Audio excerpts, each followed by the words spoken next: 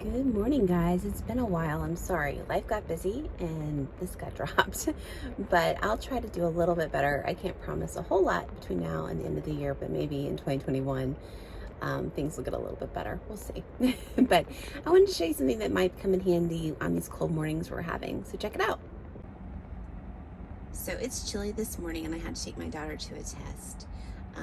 My car says it's 37 degrees. My weather app says it's 33, so it's chilly. And a seat heater would be nice. So I'm going to show you how to turn it on. So across the bottom, there's a little seat icon. There's actually two. This one's for the passenger and this one's for the driver. So to turn on your seat heater, you can just tap it. Now that's level 3, that's the highest level, and that's the default when you first tap it. So you can turn it down to 2, or you can tap it one more time for 1.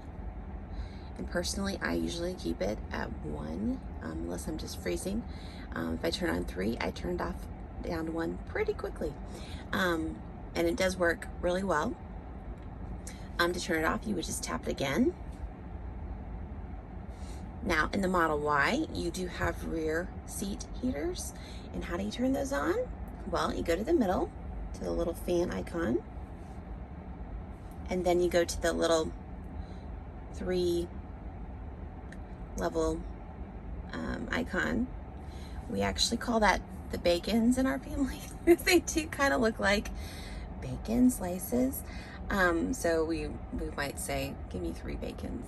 But anyway, in order to turn these on, you can just, whoops, I was too slow.